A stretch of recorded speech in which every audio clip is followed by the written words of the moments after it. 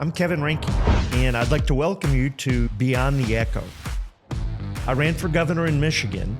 After losing that election, my desire to look at issues that are important to the state or the country grew. There is so much static. There are so many opinions. Our news stations have gotten to the point where we don't know what news is anymore. Where do you go to get real facts? This is about real perspective for you. Beyond the Echo will cut through all the smoke, all the opinions. It's not about Republicans. It's not about Democrats. It's about the issues and what are real. Hey, everybody. Welcome to another episode of Beyond the Echo. Today, we have Meghan Reckling from VFO and Citizens Only Voting. One is a business, actually, and one is a issue that affect Michigan. And Meghan has a long history of being involved in politics in Livingston County. I met her when I ran for governor, and she is a powerhouse. So we're excited to have you today, Meghan. Thank you so much. I'm doing well. How are you? Great, thank you. I want to start by talking about what's really, really important to me, and it has nothing to do with citizens only voting, and it has nothing to do with VFO. What's that? I want to ask you, because you are uniquely Michigan with your family, in that you and your daughter hunt and you provide the greatest protein in the world for your family. And you've got a little bit of a history about that, and hunting's one of my passions. So before we get to the stuff that pays the bills, let's talk about the things we like. I absolutely love Michigan's outdoors. I mean, I think our sportsmen's, our outdoors, our landscape, I think we rival any other state in the country. And I think that those who represent us, and I think those who live here, we don't talk enough about just how great Michigan is in that aspect. And so I'm an avid sportsman, avid outdoors woman, grew up on a farm, and basically since I could walk, I have been outside. I've been hunting since I was 16 years old. And as I became a mom and we had a family, I grew up having struggles that a lot of Americans have. And I struggled with my weight. I struggled with healthy habits. I'm watching my kids, and they're eating more processed food than ever before. You go to the grocery store and you look at the ingredients on simple foods, cottage cheese, and they have 30 ingredients on them. You start to cook the meats and you realize, what are you even eating? Half of our meat comes from China now, which should terrify anybody. And so a little over a year ago, we made a commitment that we were going to stop completely buying meat from the grocery store. If we couldn't raise it ourselves or harvest ourselves, we were not going to eat it. And so my husband, who grew up in the city, has never hunted before, looked at me. He's not a big game eater. And he went, really? We're not going to buy any meat from the grocery store? I was like, no, you'll get used to it. Trust me. He's like, I don't know about this. And so my daughter and I went out. We put over nearly a dozen whitetails in the freezer last year. Home grew a hog that we put in the freezer. Work with a friend of ours that will raise chickens. And so we have homegrown chicken. And that's what my family has lived off of. And we, within 3 months, saw significant health benefits from every one of us in the family by doing that. And it's fun, right? It's just quality time. Well, it beats the hell out of sitting in front of a cellular phone or a computer screen or a TV, all of which dumb down the mind, all of which create isolation by intent, I think. And when you are in the outdoors, your senses are heightened. Mm-hmm. And I'm really excited to know that about you. I am an avid hunter. And when you talk about Michigan in the bounty and the beauty and the change of seasons, I've been fortunate enough to hunt all over the world, and I can tell you that Michigan rivals anywhere in the world. And it is a spectacular place that, unfortunately, our kids are being taught not to access. They are being discouraged versus encouraged as they go through their education, and they get locked into cities, and they get locked into, again, the cellular phone trap, the computer trap, the mindless BS that is non-productive. I take it one step further. So there's a lot of people that hunt in Michigan, and a lot of people will hunt either a ground blind or a tree stand. My favorite way to hunt is watch patterns. And I go out and I literally sit in a bush or in the thicket or right in the corn. And no blind, no tree stand. It's just you and nature. Yeah. And my daughter goes with me a lot. I mean, to put nearly a dozen deer in the freezer, you're probably out close to 30 to 35 days that you're going to sit out in a field, not see something. You know, we took 2 bucks, one each, and the rest was all does. And so, Which is great, actually. A lot of people don't understand that herd management correct. is healthier not only for the herd, but for our environment. You could get me going on an entire hour-long podcast just on how the whitetail herd in Michigan has been mismanaged. Yeah, but that's a whole it's other a travesty. Yeah, maybe we should do that. You know what? We're not going to talk about citizen-only voting today. We're not going to talk about political issues. We're going to talk about the natural resources. We're going to talk about natural resources. Yeah, and like Michigan needs a fishing manual that has 150 pages to it, just because fishing is so simple. You know, and it's very ironic that you open up with this topic because 2 weekends ago, I was asked to speak at the Livingston County 2A Day. And I said, sure, I can speak. And they asked me to speak. You know, when I got there, I asked Rob, I said, what do you want me to talk about? And he goes, whatever you want. And I listened to most of the speakers all day, and they talked about our Second Amendment rights and how important those are. And I sat around wondering, what can I offer? And then suddenly it hit me. And I talked about, as a woman, being a sportsman and the obligation that we as parents, as grandparents, as aunt and uncles, to teach and mentor the next generation coming behind us to love the outdoors, to be sportsmen, and to properly know not only what firearms are, but how to use them, but also use them what I think they're also intended for, which is to help feed your family properly. And how do you do that? I mean, every time we take an animal, we feel blessed that that was provided to us. We do it in the most humane way we possibly can. I was bear hunting a week ago, and when I posted photos of, you know, my dad and the bear, the number of people online that talked about the innocent bear, and I'm like, first off, if we don't harvest bear, more bears end up starving to death because the ecosystem gets out of balance, that's not nice for the bears either. But we didn't just kill the bear and leave it in the woods. What was the name of the bear that you shot? Yogi. Yogi. Okay, so now forest fires all over Michigan are breaking out because Meghan Reckling killed Yogi. We're going on record with that, right? Right. And so every part of that animal gets used to the best that we can. And I think that's a lot of sportsmen. We don't leave animals behind. We don't just kill something to kill it and leave it in the woods. We're doing it for a purpose. We're doing it to sustain the ecosystem. Management of our wildlife is really important. When things get off balance, not only does that impact the animals, but it impacts humans too. Well, I think it's so funny that some people actually say we should ban hunting and that we should use government sharpshooters to control the animal herds that are eating their flowers or wrecking their bushes or creating traffic accidents.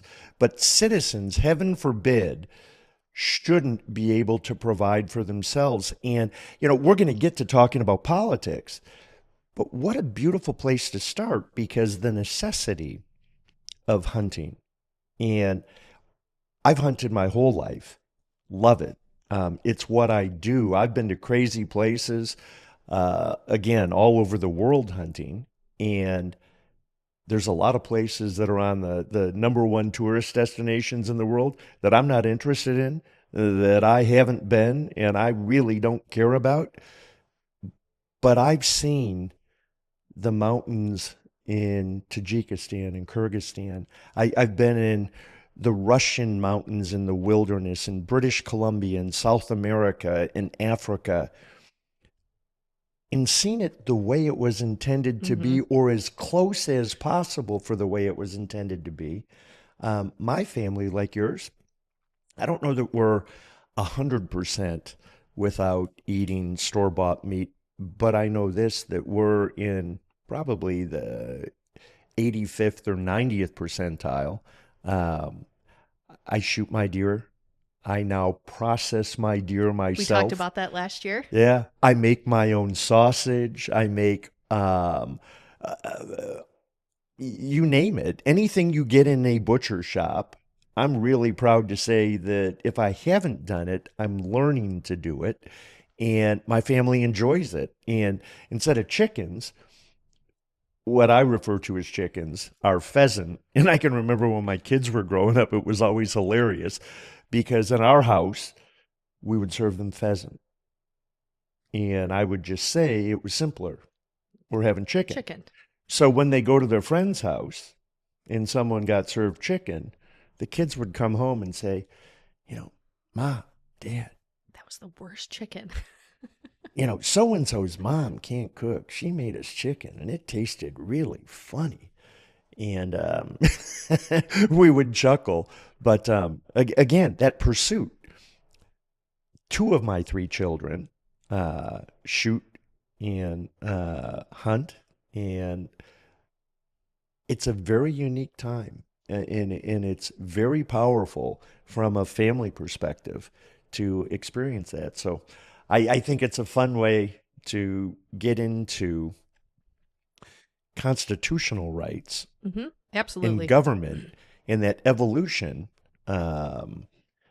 because we all came from something, and providing for ourselves and our families evolved into philanthropically providing for our community, or from a service perspective, providing for our communities. And at some point in time, there was the evolution that came to voting. Mm-hmm. And the value of what I happen to believe is our greatest privilege in America, the right to vote and to participate in this incredibly complex version of how republics intermix to combine and function as a democracy. And for all you people out there, don't say we're not a democracy. I get it. But I challenge you, because when you elect people to represent you in our legislature, when we vote on legislation, it's democratic. 50 plus 1, and the law is put into effect.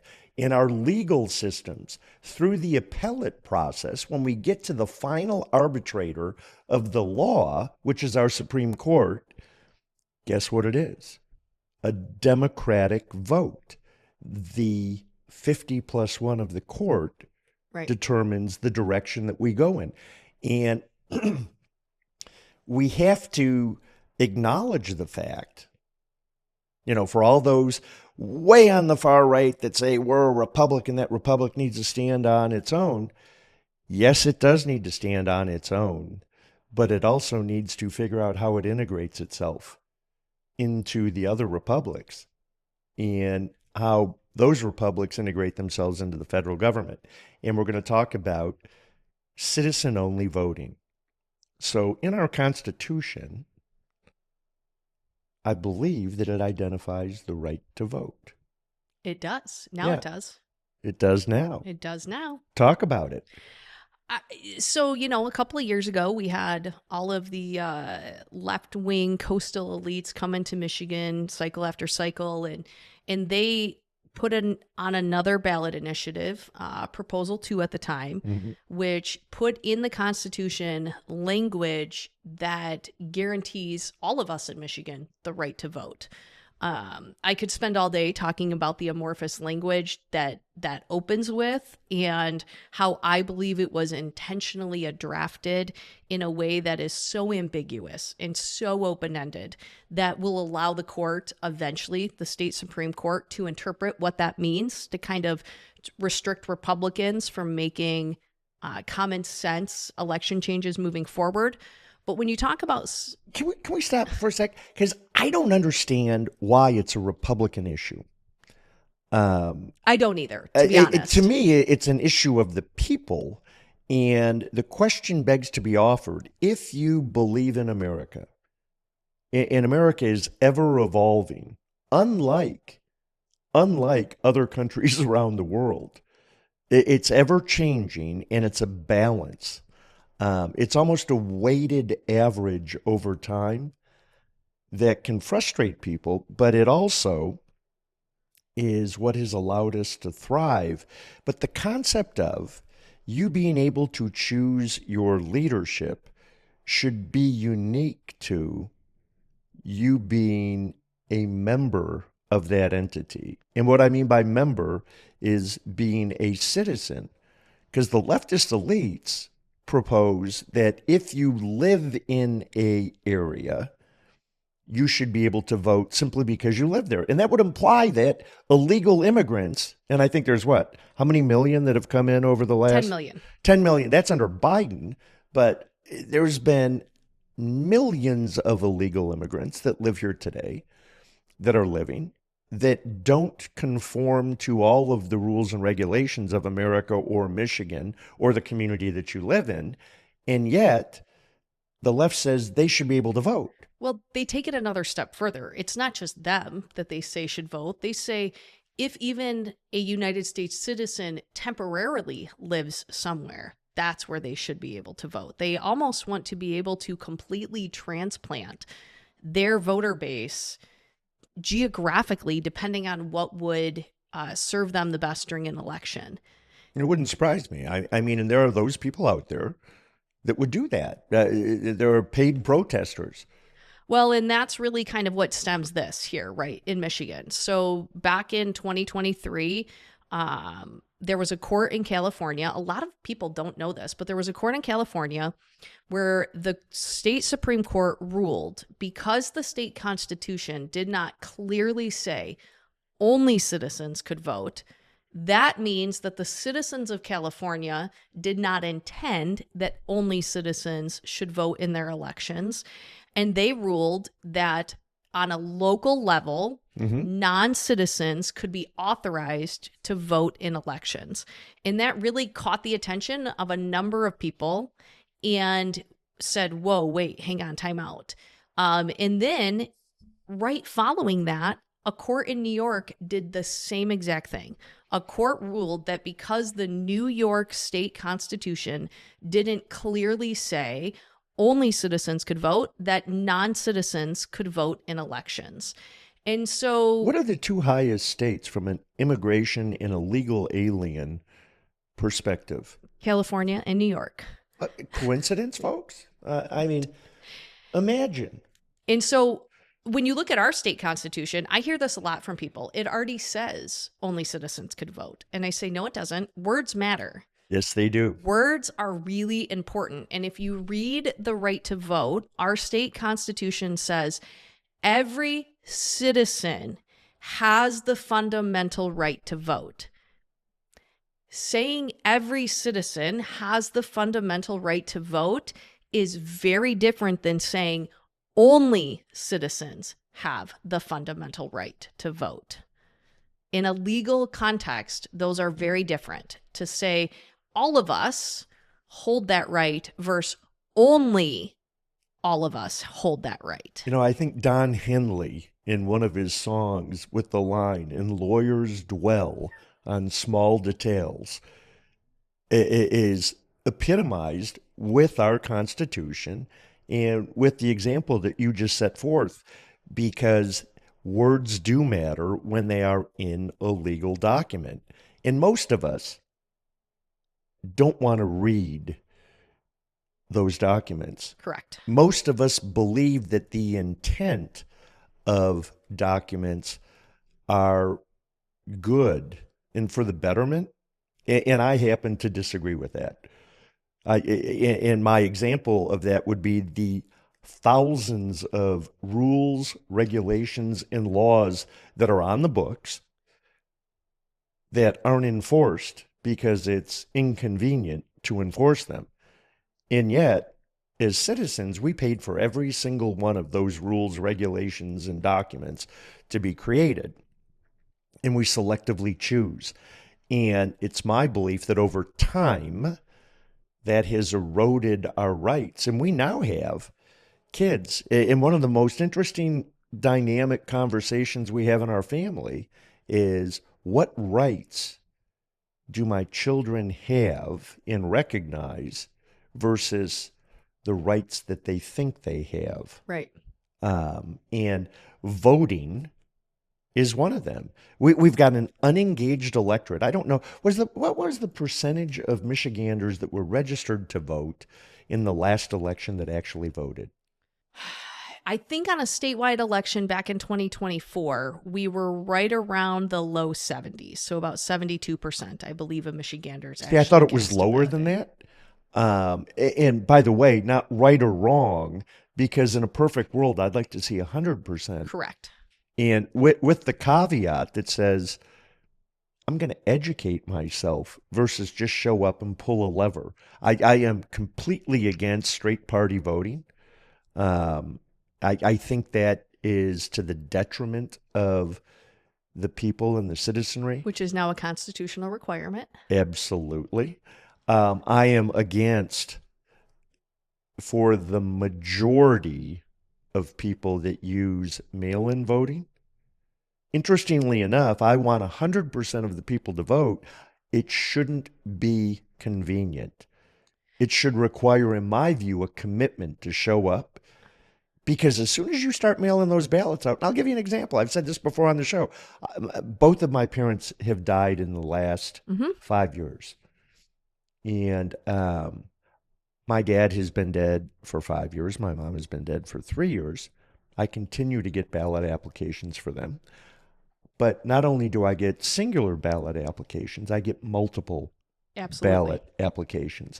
And if we look for integrity in elections, and I think that that is something that would stimulate more people participating, if they actually knew and understood and felt that their vote mattered and that the elections had integrity, that it's worth them being inconvenienced to show up.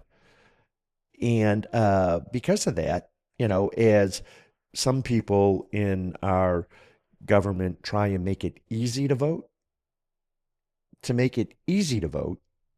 the quality of the vote goes down. Well, I mean, there are multiple countries around the globe that require you to vote as a citizen. Mm-hmm. If you do not vote, you better have a reason why. And they have to vote in person, and they have to show an ID to vote. And those countries, by the way, count the vote normally within a couple 72 hours. Correct. I mean, there is a fundamental difference where we have diverged from common sense, election integrity, people being able to vote, to this ad hoc, everybody can vote at any point in time, and we're going to give people weeks and weeks and weeks to get ballots in. Just look at the overseas ballots. We instituted a process to where overseas voters, specifically our military men and women serving us, can have an absentee ballot 45 days ahead of time. But that apparently isn't enough time, because it's the same exact argument that the Democrats use on the back end for why we need to continue to accept postmarked ballots for upwards of a week after the election day and to count those. Well, now you have the post office saying they're not even going to postmark mail the day they get it anymore. They made that announcement last week. I missed that. That they will no longer postmark mail the day it comes into the office. They're going to start postmarking mail the day they start to move it. And so now you have multiple states around the country, Michigan included, that now accept ballots post-election and count them based on when those ballots were postmarked by the United States Postal Service. See, I don't think a lot of people that are going to watch this show understand that with mail in ballots, they're actually counted in advance of the election. There is data that starts to circulate in advance of the election. And because, as you're saying, 45 days or more, and guys, I'm not an election denier. I'm a bit of a purist. Okay. I want my vote to count. I want it to be counted once. I want your vote to count. I want it to be counted once. I only want people who are alive to vote. I only want people who are citizens to vote. And I recognize that someone's going to win. Okay. And it won't always be my candidate. So I'm a purist. And I'm a purist, and I talk about it not for me just, but for you, because you should want the same thing. Absolutely. Absolutely. And, we've got people that say, oh, we want ranked choice voting. That's not in your advantage as a citizen.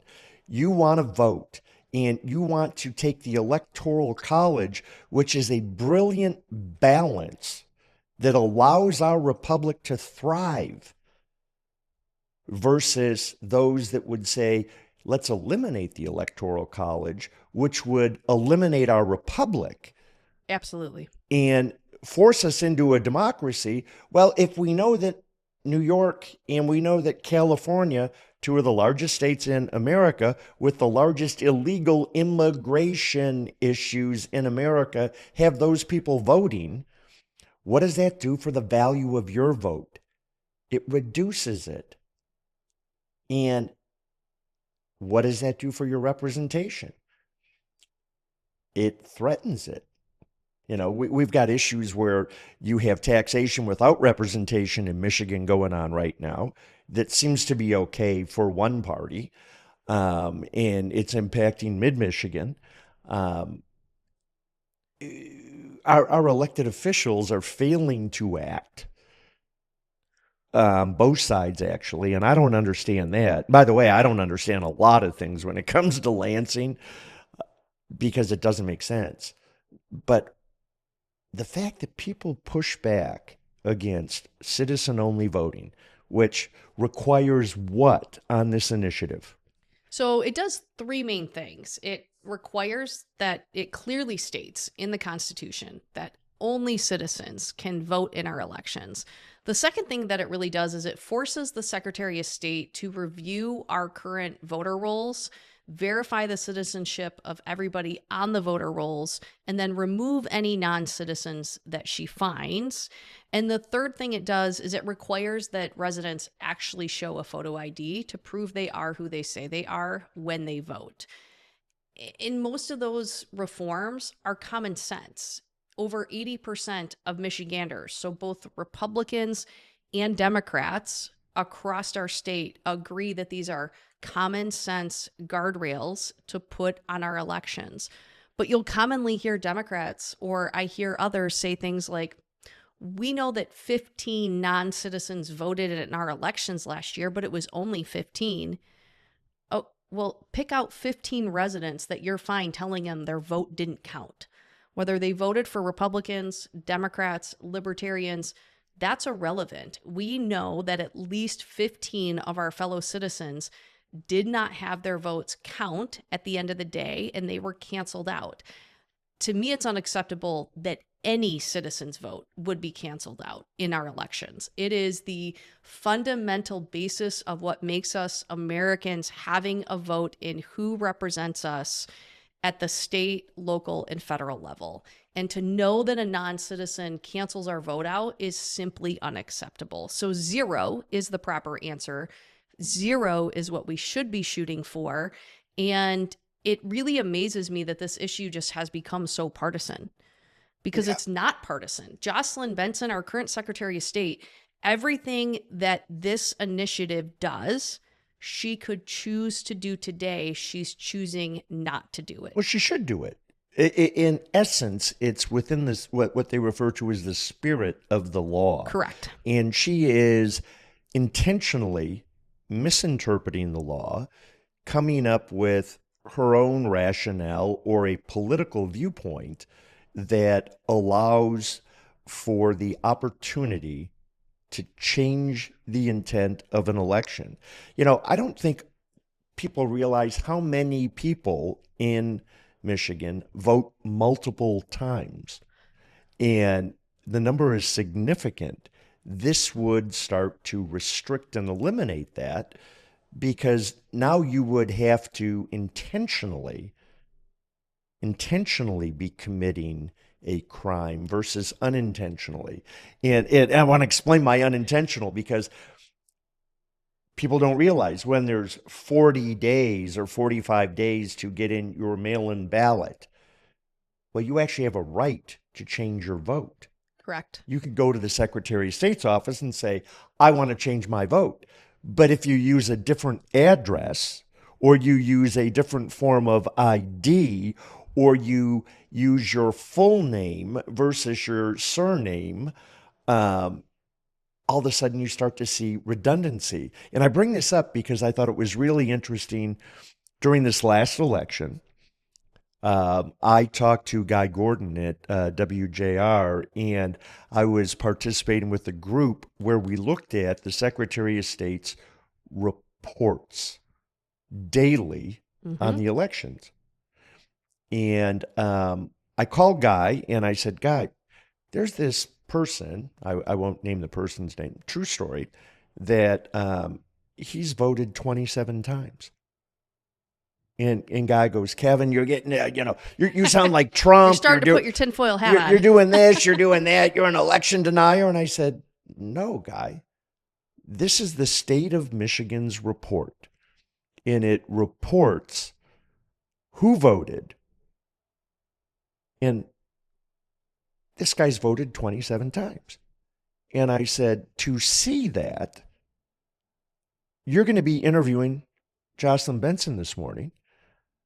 Would you just at least ask her why these were recognized votes when it's 27 times they voted? And it was very interesting how Jocelyn responded, because I don't believe that she thought that people would monitor the state voting report. And I forgot the euphemism that it's got a little fancy name. I'll get it to you at some point in time.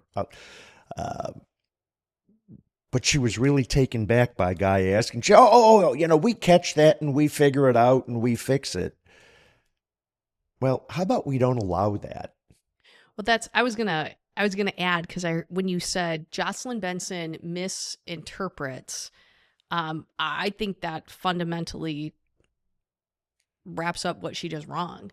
She intentionally manipulates state law, federal law, and constitutional election law intentionally to point and aim at a direction that she wants to go. She knows exactly what she is doing. She intentionally, I have studied Jocelyn Benson. I have paid attention to her. You are diabolical. I mean, somebody's got to do it, right? Somebody has to pay attention to what's going on. When you're not hunting, you are studying Jocelyn Benson? It has been completely, I have never seen such a political animal who has intentionally gone into that position.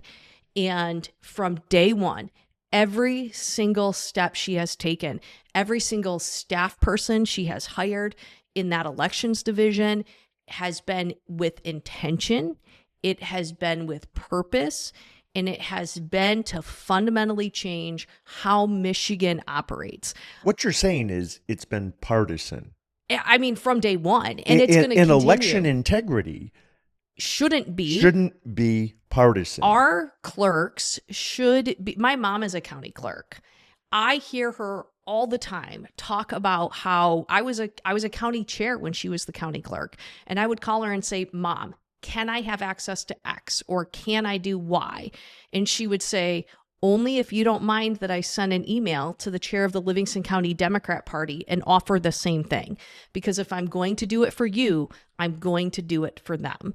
And she really takes to heart the fact that she is supposed to be a neutral administrator of our elections. And both sides are supposed to be treated equally and fairly. And then the outcome is the outcome. That is not how Jocelyn Benson views election administration. That's not how her staff views election administration. And would you talk a little bit about, because you're the expert, and I get it from the newspaper or the radio or conversations with people like you, how Jocelyn refused to share the rules that she applied to the last election?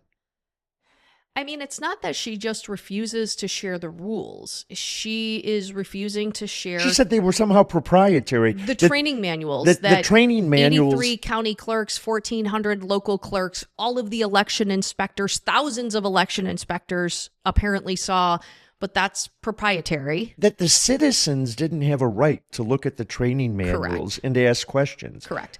That's because a lot of that stuff doesn't exist. Go talk to a county clerk. Go talk to a township clerk, and they will tell you they did not have training. They did not have support. They repeatedly asked the Bureau of Elections for guidance on implementing early voting. First time we ever had to do it. They did not get the help, training, and support from the Bureau of Elections. I would argue that's intentional. Jocelyn Benson does not want responsibility of your job, and if you don't provide that, you are failing at your job. In the workplace, you get fired for that. In politics, you run for maybe governor. Get promoted to governor. You fail upward, so it's just great. One of the characteristics of I'm calling it the rules, the manual that she put out, is that both parties are equally represented. Is that not true? Equally represented where? During an election, at election sites, that there are monitors that are equal in number from a party affiliation, that there are balances. So there's actual state law that guides that when clerks are hiring their election inspectors, they are supposed to try to have individuals who self-describe themselves as Republicans or Democrats in equal number administering those elections. Is there any data that says how many of those balanced representative groups existed across our 83 counties? A little bit, and we know that it doesn't exist, right? We know that dozens of Republicans applied to work in Wayne County and weren't hired. The Wayne County clerk, the Detroit City clerk, they had to be sued by the RNC, and after that lawsuit was filed, there were agreements reached where they started to acknowledge that they were going to hire Republicans. But it goes deeper than that. I worked the recount that the state representative race had last year at the end of the cycle. That recount was ran by the Bureau of Elections, and it was the most chaotic, disorganized. What makes it chaotic? The process of how the Bureau set it up, how they trained the individuals. So for one example, at one point, I looked over at the stage and there's bags of ballots, and there is behind a table sitting on the floor, a Bureau of Elections staffer by themselves who opened a ballot bag and started sorting through ballots all by themselves. That is absolutely, when a recount is administered, never supposed to happen. There were tables of recount workers. What's the solution to that? Solution is this all stems from Jocelyn Benson, right? She sets the tone. It is her office. It is her name on the door. She sets those expectations. She is fine with her staff breaking the rules to benefit her side. Because it's easier. It's not just easier, it gets to the political outcome that she wants. She's intentionally manipulating the system to derive at the end result that she wants to see, which is Democrats winning elections. We have a partisan Secretary of State who is fundamentally manipulating election law with the intentional purpose to ensure that Democrats get elected. That's the bottom line of it. And the worst part about it is when she's gone, this isn't over. Almost every single person that has been hired in the last 8 years at the Bureau of Election who is a union protected state employee is a progressive liberal activist. Let's repeat that. Almost every employee hired in the Bureau of Elections that is a unionized protected state employee is a progressive liberal activist. In your data, okay, because I'm like a data freak. And you can calculate and come up with different numbers for the data. But your data comes from what when you say that? When you look at their backgrounds, when you look at the organizations they previously worked for, when you look at the organizations like the Brennan Center that they participate with, when you look at the research papers that they write or the lectures that they give on college campuses about election issues, it all comes from the left, and it's all very activist related. It's all in the movement of moving elections towards the left. See, that is a conclusion, and I don't doubt you're right, because I did something and I posted about it yesterday. There was a conversation a while back with some folks at a national level, and we talked about universities and are they indoctrinating students to a thought process that might favor one party over the other. And we had a very spirited conversation about that and came to the conclusion that we were going to go back and look at X number of universities and their faculty and what percentage identified as Democrats and what percentage identified as Republicans.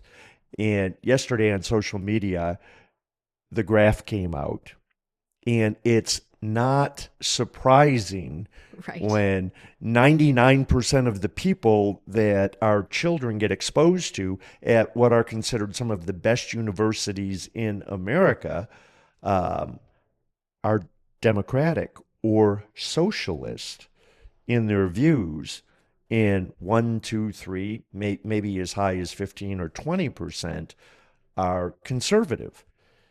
So should public universities, or should universities that receive public funding, be mandated to employ faculty that balances the exposure?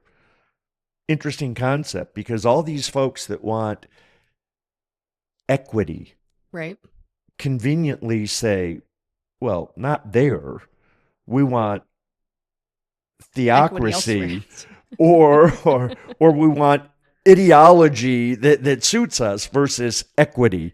For all those folks that want inclusion, well, maybe the conservative faculty or potential conservative are excluded because they don't get the same opportunity. I don't know how you hire 99% of a faculty to have one political belief and only 1%. Here's a really good recent example of what I'm talking about. So a couple months ago, a ballot initiative was submitted to bring ranked choice voting into Michigan.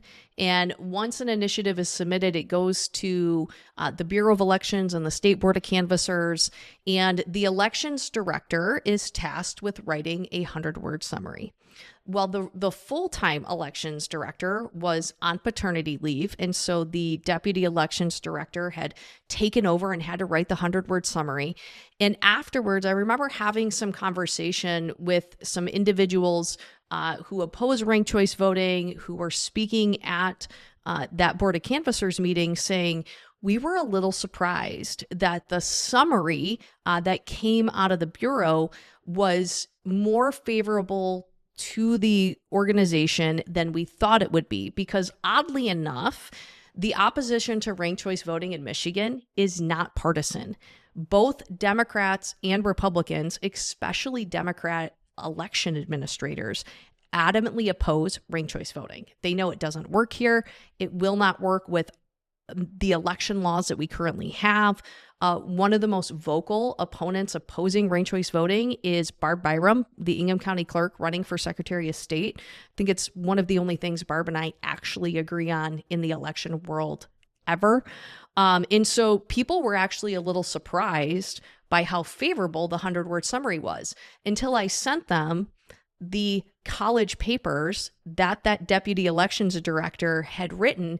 And he had been asked in a college paper a number of years ago, what is the number one thing that Democrats should focus on changing elections? And he spoke the entire time about adopting ranked choice voting.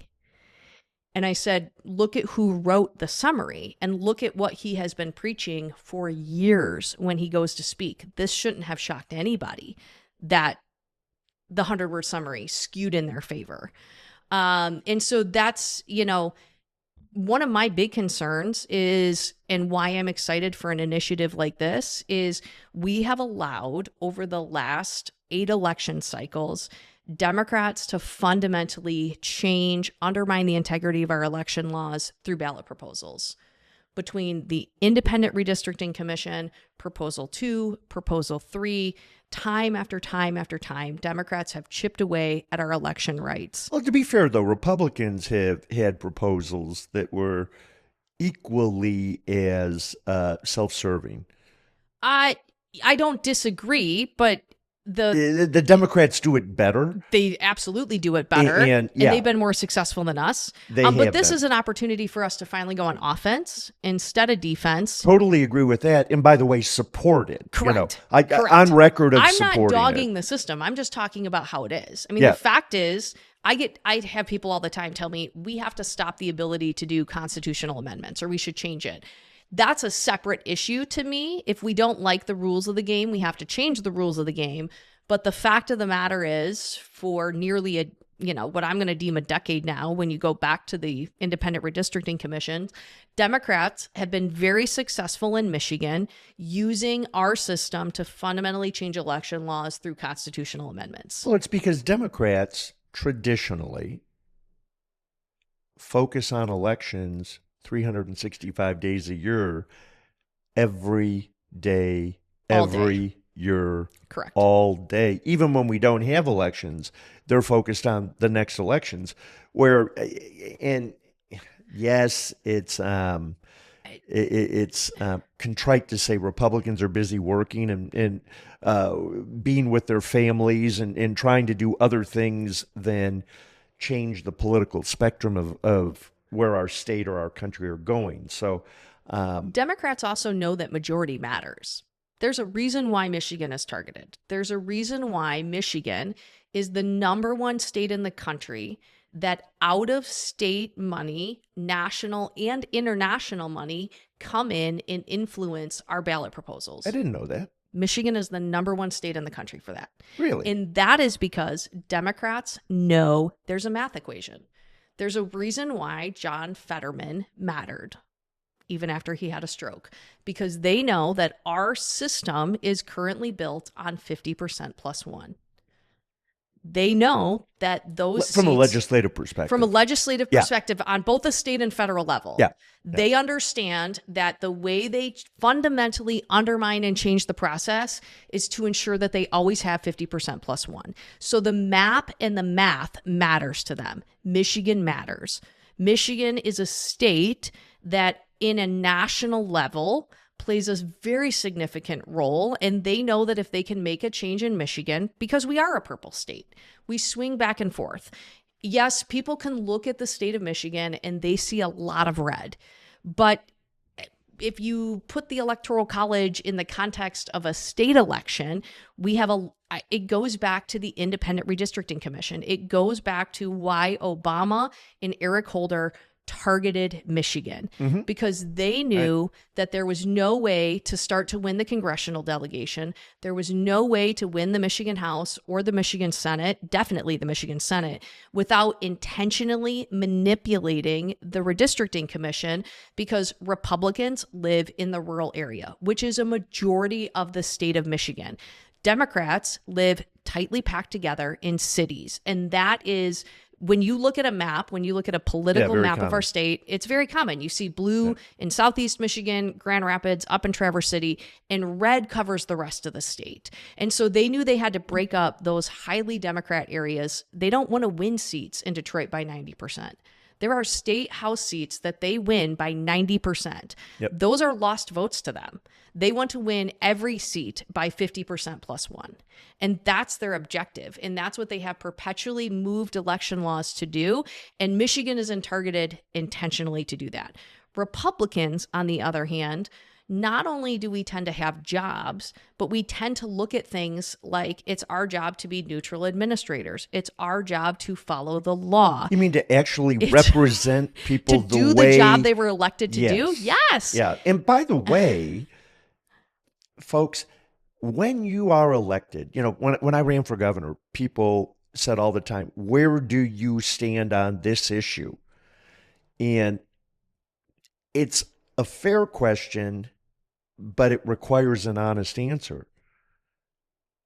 You have to stand on the side of the law that is in place. Whether you like it or not is not the issue. And it's not the governor's role to change that law. It's the legislature, but the legislature is supposed to represent the citizenry. Correct. And it frustrates the daylights out of me. I'm not a very good politician. Otherwise, I would have won. But I wouldn't say that. Reasonably good business guy. And so issues really matter to me. And a management by exception philosophy matters to me. And what that means is if something isn't working, people have to focus on it. People have to care enough to get off their butts and focus on it.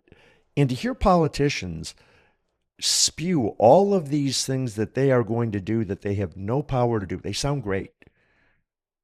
They sound great. And the people get all jazzed up about it, and they cast their vote on something that politician can never influence. And that's where I always talk about the educated electorate, or why I try and talk about issues versus hyperbole.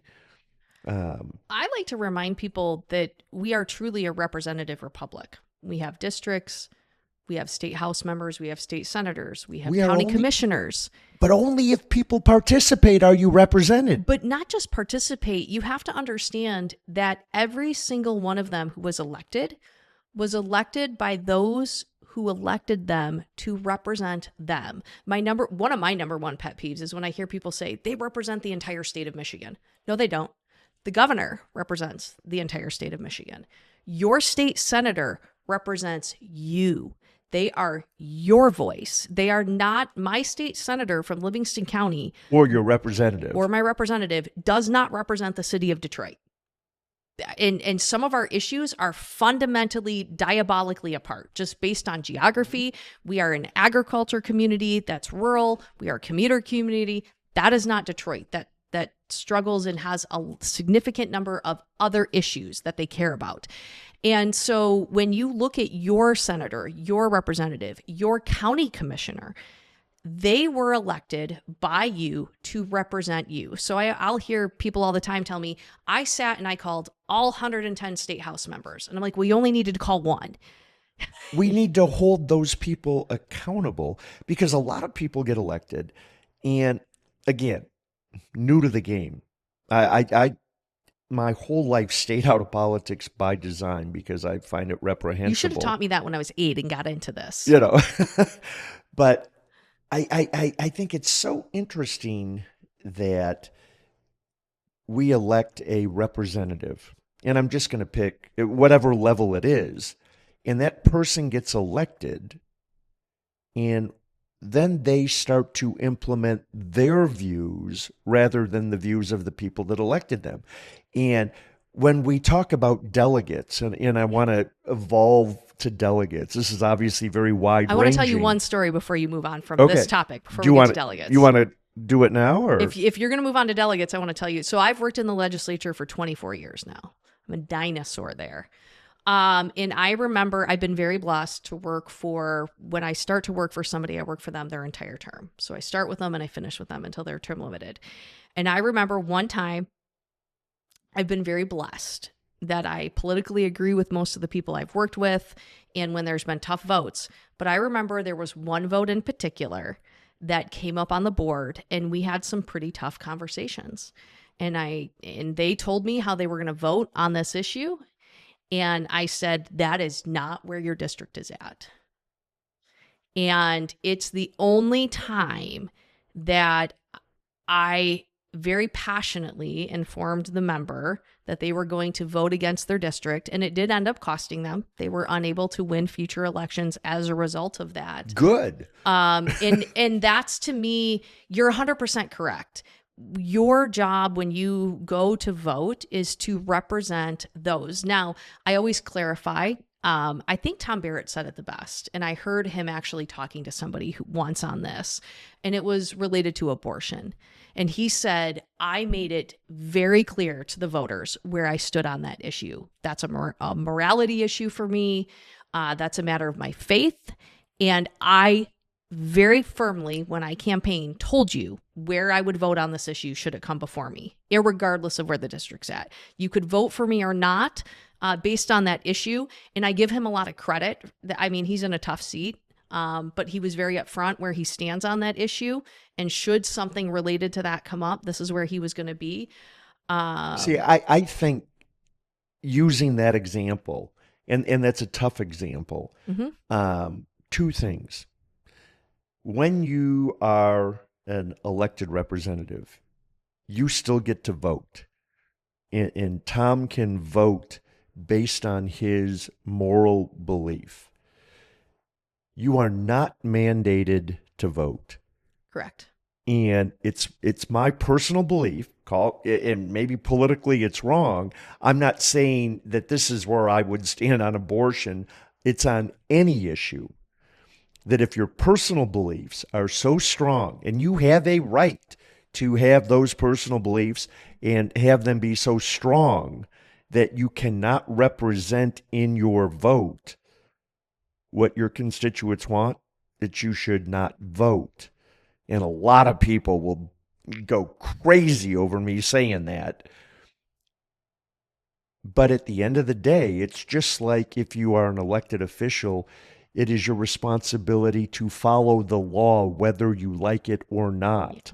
And so you can't really have it both ways. And that's the level of commitment. And albeit maybe make some people unelectable, but I think we're a better place. I agree with you. I do think there are numerous situations where really hard. Most of the time it's really clear, right? Yeah. Your district either supports or opposes something. When you get to those bigger issues, it can be hard. Your district, especially if you're in a swing seat, your district could be 50-50 and you could fall on either side of the fence and you're going to be okay. Well, and don't think that people don't bring those issues up trying to sway votes. Absolutely. But I spend a lot of time, and publicly recently had a conversation with some Republicans because I talked about courage. And it takes incredible courage to do the right thing. There is risk in courage, and the reward of courage validates the risk. So I can't speak for everybody, but I think that in my business career and in my life, while I can be outspoken and whatnot, one of the things that I'm proudest of is I have the courage to do what is right versus what is just simply in my own best interest. And maybe I've fallen on a sword a few times, but at least I look in the mirror. And at the end of the day, when you work with people and you have friendships, it creates trust and integrity.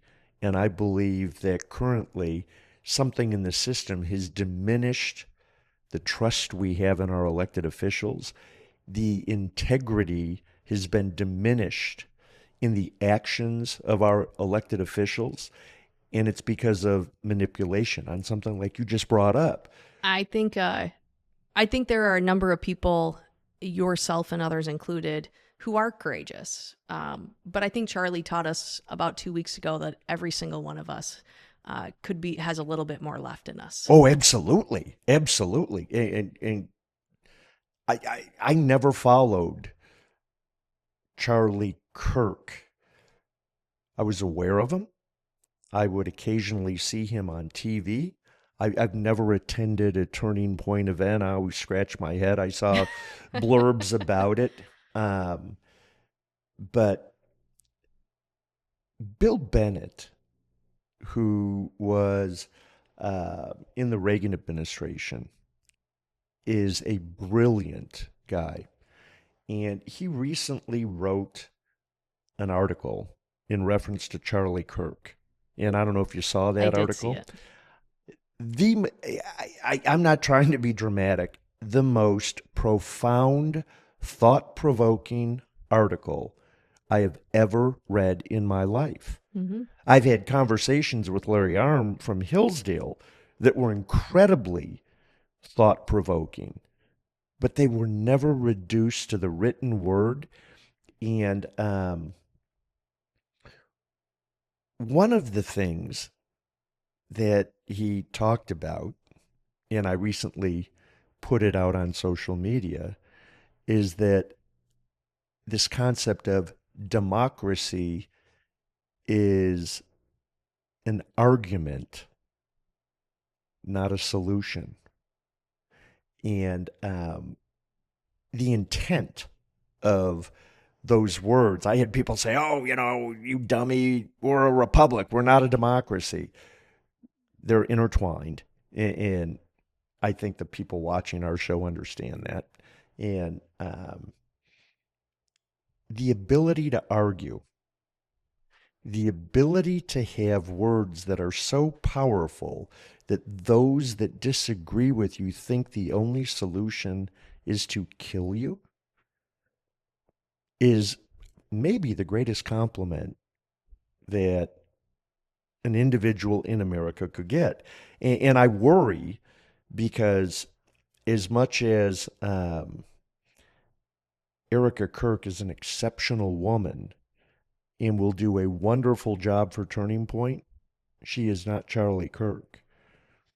And very unique. I mean, I look historically, nobody replaced Abraham Lincoln, Right. who was killed by an assassin. Nobody replaced John F. Kennedy, who was killed by an assassin. Nobody replaced Martin Luther King, who was killed by an assassin. Nobody will replace Charlie Kirk, who was killed by an assassin. And I'm getting goosebumps because their purity, the beauty of their purity, to cut through all the hyperbole, to cut through all the bullshit. And I believe that in Charlie's heart, he believed unequivocally that all people were created equal. Absolutely agree with that. And how he expressed that, you can argue about it. But what has fascinated me is I go back and I watch these conversations, these blurbs. Mm-hmm. And of course, it's cherry picking to a degree. But then I go back and I look at whole speeches versus just the cherry pick Clips. sections. And it disappoints me because Charlie Kirk's approach was unique and it embodied the spirit and the intent of what our Constitution talks about, what representation really means. And fast forwarding, because I'm rambling, I get it, guys, I'm sorry. But when Bill Bennett wrote this article, and it was published in Fox News. And for anybody that's interested, I have the link. Reach out to me on social media and I will send it to you. But this concept of hate versus love, and in a military aspect, when we fight, do we hate the enemy or do we love the principles that we fight for? Think of that nuanced belief. And Bennett's point was what made America great is that we loved the principles we stood for. And where we're at today in society, and it scares the shit out of me, is that people don't have the same principles. They don't understand the principles that made our country great. We have let our children down because we stopped teaching those principles. And what do we lose when the cost of being principled, the cost to be principled, is greater than the cost of expressing the principle and implementing it? Right. Really scary to me. And it should be scary to you, I think. But you read it. Do you have any thoughts on that article as well, or? I think you summed it up fantastically. And I do think it's an article everybody should read. Yeah. Um, I think everyone should watch. If you missed and you were one of the hundreds of millions of people that watched the Charlie Kirk Memorial, go to YouTube and look at what Larry Arms said, who he is the head of Hillsdale College, and how he developed a relationship with Charlie Kirk. And you start to get the idea of just how unique Charlie Kirk was. I remember meeting him over a decade ago, just as he was starting Turning Point. Where would you meet Charlie Kirk, out of curiosity, or were you at a Turning Point event? I was I don't even think I was at a Turning Point event. I was in Washington, D.C. at some Politico event. Charlie was there trying to network, trying to meet donors. And then, we briefly met, didn't think much of it. And he continued to be around. And then you heard more and more, from kind of coming into politics, it seems like such a large world, but even on a national scale, the people who work in the conservative movement, it's a very small, close group. Yeah. Everybody's met everybody. Everybody knows everybody. Everybody works together at some point in time, either on a campaign or on a cause. And so it's not uncommon to run into Charlie at different events, or to have people that worked for me or with me go to Turning Point events and have met Charlie at the very beginning. Turning Point 2 weeks ago even looked very different than it did 10 years ago. And one of the things that Charlie and I have in common that I always looked up to him on is I never graduated college. I went to college, but I very quickly was like, this is not for me. And Charlie It's didn't. not for everybody. Charlie didn't go to college. But it doesn't mean that we can't be productive. We don't know how to work hard. We can raise our families, have the values, all the things. You can become a multimillionaire. In fact, you can become president of the United States. Nowhere does Correct. it say you have to go to college To be a president. And so Charlie had a vision unlike anybody I've ever seen. I do believe that he is the most impactful political person of my generation.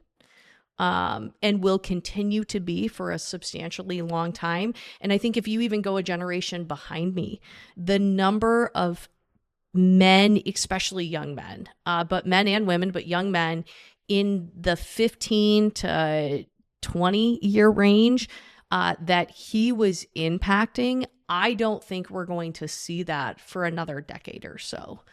I don't know that we'll ever see it again in our lifetime. And I hope that I am wrong. A lot of people And again, ladies, please, I think feminism has done a disservice to women. Oh, I agree with you there. Has done a disservice to women. And as feminism has evolved, I think men have lost their way. Well, and that's what's going to make And I think partly Charlie Charlie identified that. correct. Yeah. And that's what's going to make him irreplaceable. Yeah. Is you can't have a woman inspire men to be a man. It just doesn't work.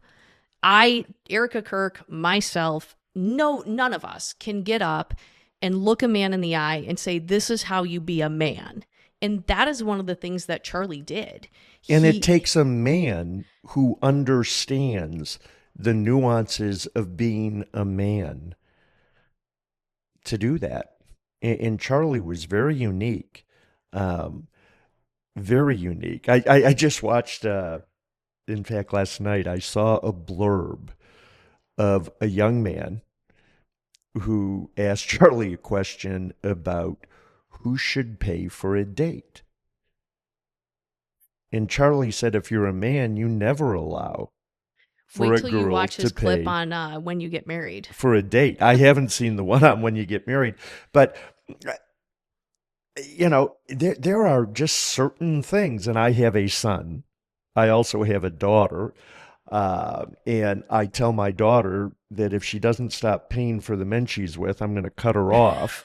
Good for you. Because she deserves to be paid for and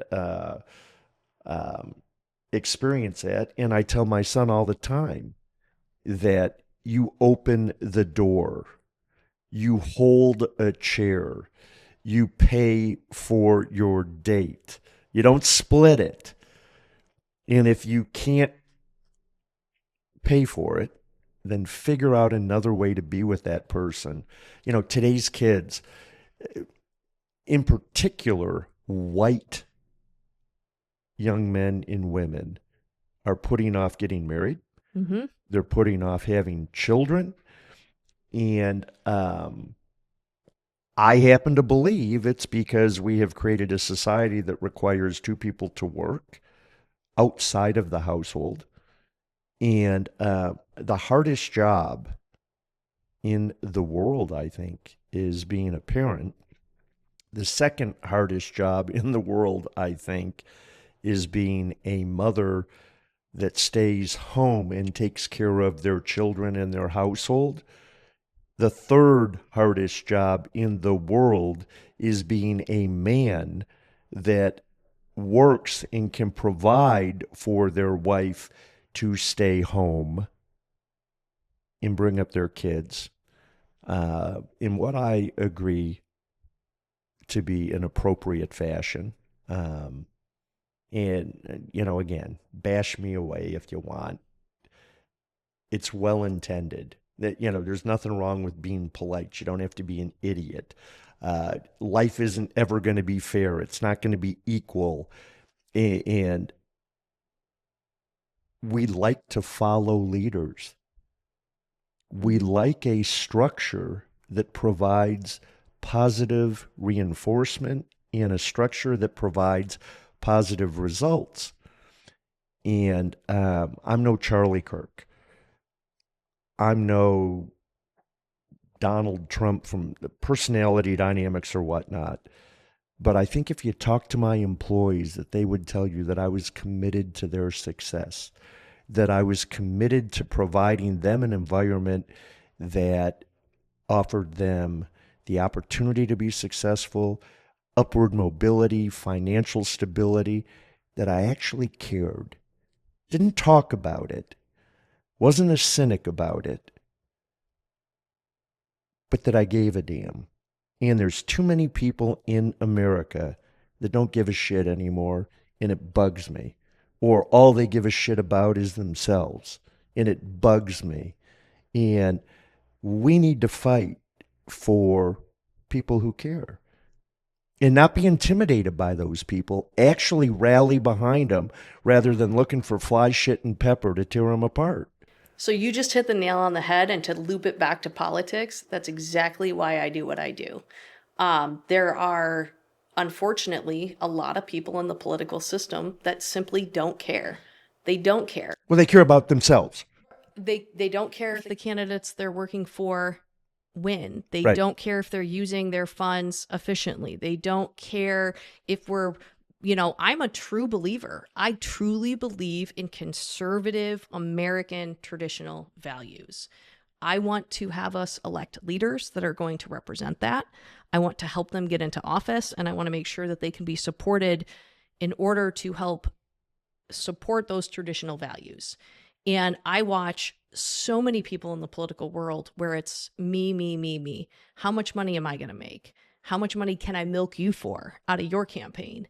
You're going to be here today, gone tomorrow, just another client. And that is truly what continues to drive me to stay in politics, because I want to be different. Our firm is different. It's why we're working on this initiative. We truly believe in every single person, candidate, cause that we work with. It's not a great business decision in Michigan to be a Republican-only firm. We do not take Democrats. We do not take liberal causes. See, I challenge you, interestingly enough, that there may come a time when a Democrat might warrant your business. Um, and I go back to this, but understand that I'm looking at it not from a micro perspective, but from a macro perspective, because again, the position that I ran for as governor, is dramatically different than a senator or a representative or a county commissioner position. You are being elected to represent the whole versus people just in your neighborhood. Your neighborhood's the Right. state. And I,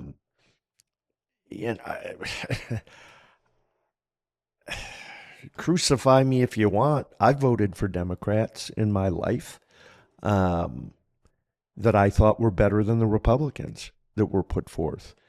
And it's only one or two times. Right. And, interestingly enough, they did some things well, they did some things poorly. And that's the beauty of America. And what's very interesting coming up in 2026 in particular, people are going to be challenged because there won't be a Republican and a Democrat running for governor. There'll be a self-proposed independent who historically was a very, very, very successful Democrat. Correct. Who I paused. I was trying to figure out how to word it without having an opinion veiled in my words. But people are going to choose, and it's my belief that in 2026 that someone that is elected to represent the whole state will be elected with maybe 35 to 37% of the vote. And it's a very compelling conversation to have. Is that good or bad? And how does that look for Michigan, or how would that look for America? I like the two-party system, but I absolutely deplore partisanship. Right. Absolutely deplore partisanship.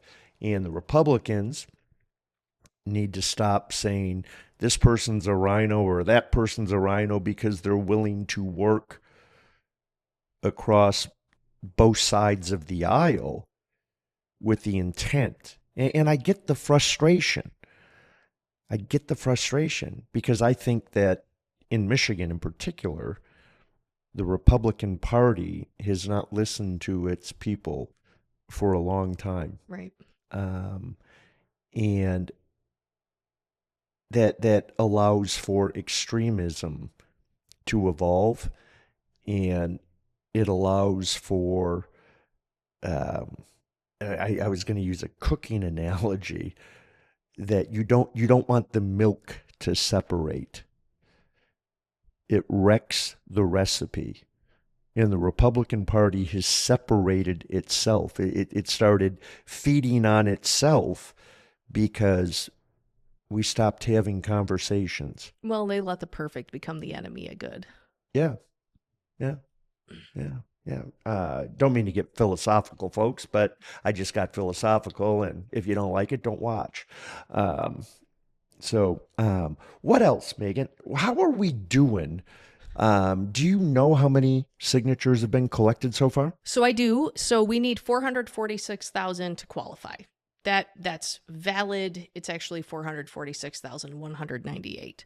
That is Not 199. not 199. Got it. So that's valid signatures. On a raw count, we're probably looking close to 650,000. You have a 180-day window in Right. order for us to collect these. We are collecting both volunteer-based signatures, and then a couple of weeks ago, paid signature gatherers went into the field. Can you explain to people why you need 600,000 to get your 400 and what was the number? 446,000. Right. 446,000 and the validation process. Yeah, perfect. So although Michigan is an automatic voter registration state, we also know that people are under-registered. People just simply don't register. They've misregistered because we now have the Secretary of State that re-registers you every single time you go into the Secretary of State's office. So when you collect signatures, either through volunteers, you're a candidate collecting signatures or you're a cause collecting signatures, there's always going to be the raw number of signatures that you count. And then after you match those signatures back to the voter database, that's your verification rate or your match rate. And if you collect 100 signatures, depending on where you're collecting, anywhere from 70 to 92% on average of those signatures will actually come back to registered Michigan voters at the proper address. Yeah, and the reason I bring that up is because, again, in the election that I participated in, we had 3 candidates. Yeah, that was a totally separate issue. Totally separate issue. That was complete fraud. It was complete fraud. But I want for those that didn't understand, there were signatures and they were not validated. So I wanted the distinction, and thank you for providing that. Even if you validated those signatures were forged. Correct. And that's a thing in the paid signature world. There are people out there that can make a lot of money. Signatures can become very valuable. And if they put as much effort into actually collecting signatures as they put into forging and defrauding the candidates that they're working for, they could make a lot more money doing it properly. Well, they say that the smartest people in America are the people that cheat and are criminals. And there are a lot of people who know how to access the voter file. That's publicly available information. There used to be a phone book. And so by the way, it was QVF was the acronym that I was talking about with qualified voter files. Yes. And so there are circulators that have obtained that information, and they will sit 15 people in a room and everyone will sign the name of a valid registered voter. So you could match that signature back to a registered voter, but then there's other steps that we take that not every firm takes that look for. We have an entire division that is literally our fraud and auditing division. It's ran by a former law enforcement officer. All they do is look for forged signatures and audit them. How many people do you have in this particular, because you are the lead? So we are not the lead on the paid side. We're helping with the volunteer petition management. So kind of consulting on the Michigan process, our rules, how to turn in the Bureau of Elections, state canvassers, and then we're managing the volunteer side. How many validators are working for this cause currently? So you've got upwards of about 10 different circulation companies on the paid side that are all working in the field to collect different kinds of signatures. You have an incomplete validation team on the back end that's ran by a lady named Susan, who's in charge of the validation. I can tell you what my company does because we are are very rare. Usually what a lot of signatures companies do is, let's say you as a candidate are tasked with collecting 30,000 signatures. They will validate 10,000 of your signatures and then extrapolate that percentage out and say, of these 10,000, 75% were valid. So we're going to assume out of your 30,000 that 75% of them are valid. Our firm has a mandated 100% line by line match. So 100% of the signatures that come in our door get matched to a voter, or if it's not a match, but we look up every single line that comes in the door. And the reason I'm asking, I'm curious. How many people on the back end does that take? Well, yeah, because Dozens. You know what? To Dozens. go through 600,000 signatures, you've got 180 days to collect them, and on the 181st day. No, it is 180 days from the day you walk in to turn them in. You've got 179 days to validate them, and on the 180th day, you have to walk in and you turn them in. present them. Correct. And you damn well better be right. Otherwise, the whole initiative is tossed out and or challenged. From a paid perspective, so people understand what do people get paid to collect a signature? So it really depends on the cause, the candidate, what is the street value, how many signatures are Give a range. out there. Anywhere from, so we've had signatures on our board, anywhere from $3 per signature you get to, we've had some clients where we're working in a really small rural township where people have to go to door and we're paying them $50 a signature. $50 a signature. Yep. Holy snikes. Yep. So if you think about that, guys, it's not millions of dollars to have an initiative like this. It's tens of millions of dollars. Has there ever been an initiative that cost hundreds of millions of dollars? Not for the ballot access part. When you get into, and really the ballot access part has gotten more expensive the past couple of cycles since there's been more of them. It usually will cost you anywhere from, if you can do it and every circumstance lines up, you're going to get ballot access for a statewide somewhere around 7 to 8 million. If you can do everything correctly. Only 7 or 8 million bucks. Only 7 or 8 million just to put it on the ballot. To vote for it, right. Usually you are going to end up closer to 10 to 12. 10 to 12 million is really what it takes. So when I hear people say things like, we need to go change those constitutional amendments, or we need to, put this on the ballot, it's going to cost approximately $10 million to do that. Now, a lot of people will point out volunteers. There has been one initiative in Michigan in the past 10 years that has accessed the ballot with simply volunteer signatures. And that is the very first Promote the Vote Proposal 2 election initiative, where Voters Not Politicians had thousands of volunteers and everything kind of lined up. What year was that? Just perfectly. Oh, why are you questioning me? That was 2018, because I want to stump 2020. you, and you've been at it longer than I have. So right around 2018, 2020. Okay. Even Proposal 3, the abortion initiative, that turned in more signatures than ever, used paid circulators. There is really not an initiative, because we hear that all the time, right? Why do we have to have paid circulators? There's not an initiative when you're talking that number of signatures in that time period. Again, 180 days from the day you walk into the Bureau of Election to the day back. And the way you have to process the signatures to turn them in, we have to sort by quantity. We have to bundle them by numbers. We're talking hundreds of thousands of sheets of paper. 500 boxes of petitions. It's a significantly more quantity than people can really kind of wrap their brains around. Yeah. And so you're not going to do that. You have to have a couple of weeks on the back end to process, package, delete duplicates, get ready, turn into the Bureau, and make sure that you're going to withstand the Bureau sampling process. But more importantly, let's just be clear.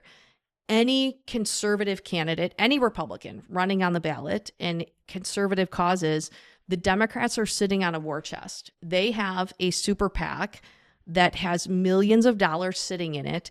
And the sole purpose of that super PAC is to challenge Republican signatures. Yeah. And so they're going to be coming full fire. We know that. Everything has to be done right. And it does. It takes, in addition to the hundreds of volunteers that are working around Michigan, between our firm and others, there are dozens and dozens of people on the back end that are working to make sure that when we turn those signatures in, we know that they're going to withstand Mark Brewer.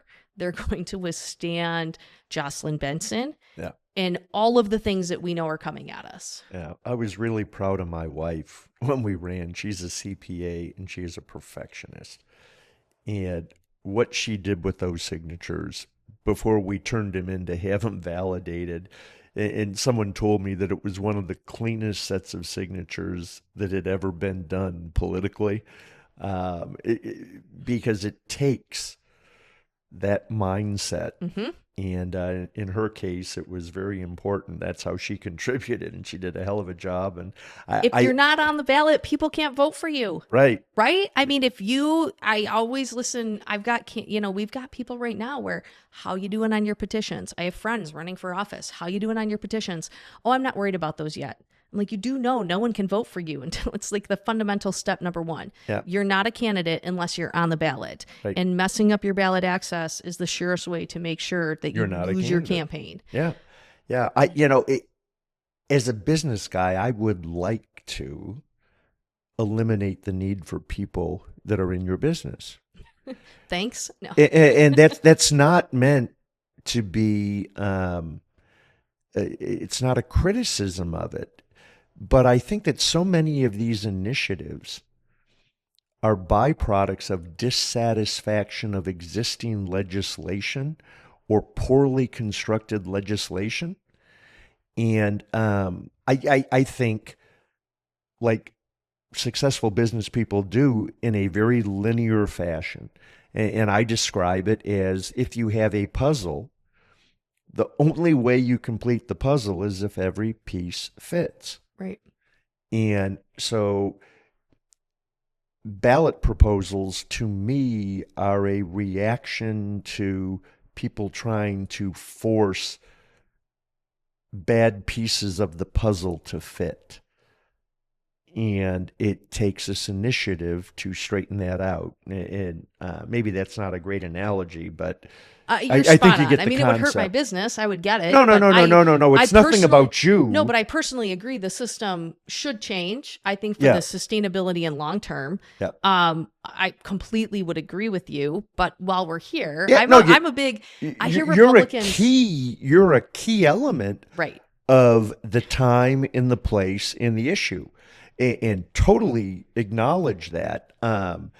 Again, I think, today, 6 months from now, a year from now, 10 years from now, what are the consequences of every step along the way, and how do they impact the intended goal, which I'll call success?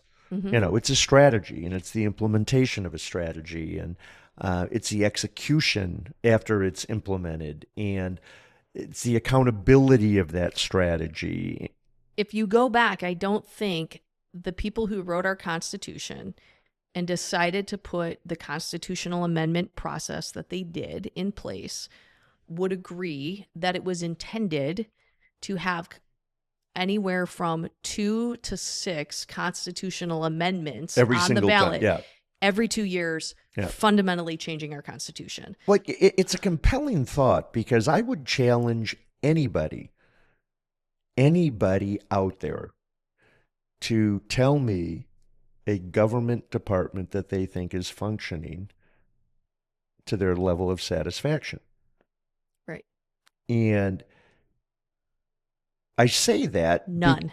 None. You're right. Literally, not a one. And that is how constitutional amendments, because government, which is absolutely become a business in and of itself. There's 4 constitutional amendments and 1 statewide out being circulated right now. Yeah. 5 ballot initiatives, all with paid circulators.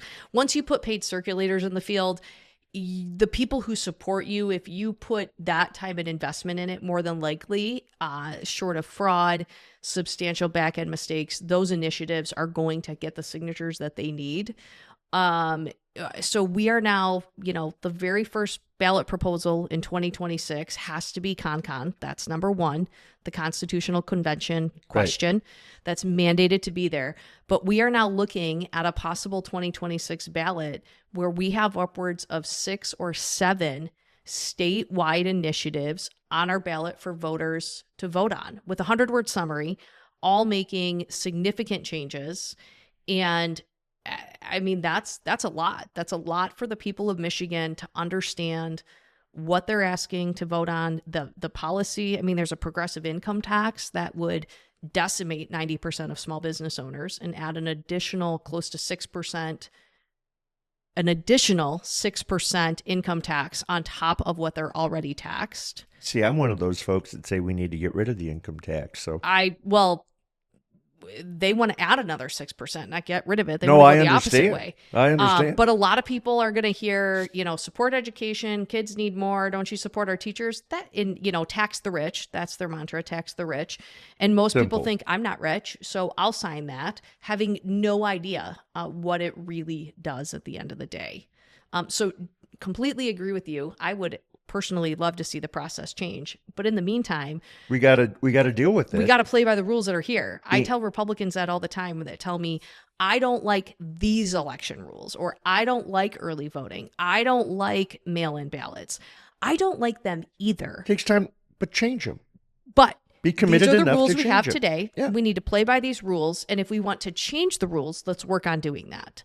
But I've never known a football team that can win a football game by saying, we don't like the fact that you have to get points by scoring in the end zone, so we're going to run to the 10-yard line and we're going to stop there.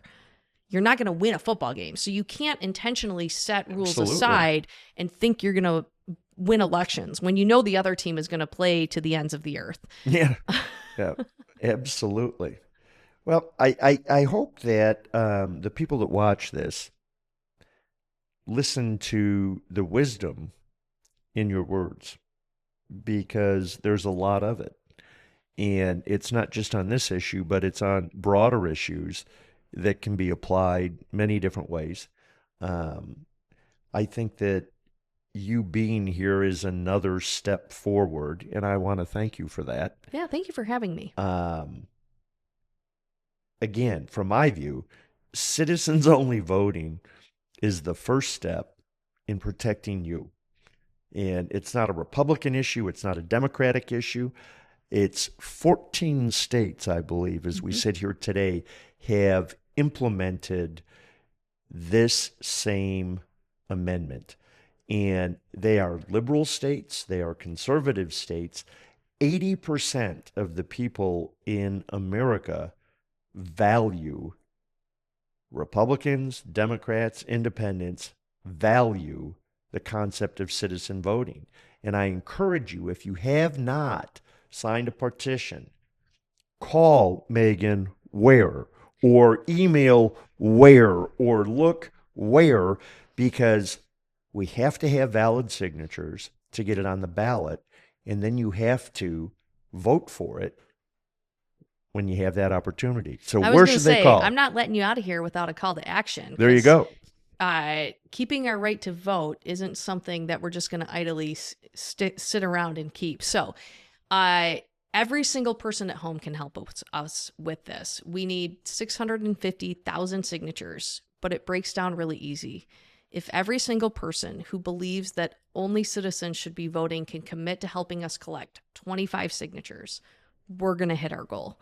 And all of us can probably name 25 people who also believe that only citizens should be voting. So you can visit our website at michcov.com and click on the volunteer tab. You can fill out the form there to order your own petition kit, where we will mail you petitions. You can have yourself, your neighbors, your spouse, or just the people in your household sign them and mail them back to us.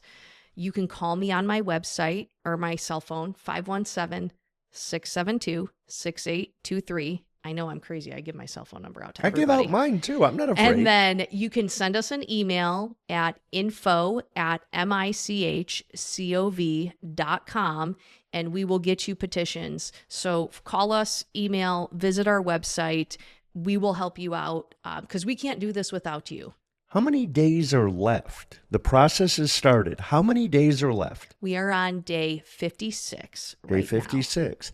And again, is it wrong of me? I don't think it's wrong of me. So I'm going to ask, how many signatures do we know that we've collected? now. So we are broaching right around the 100,000 mark. 100,000.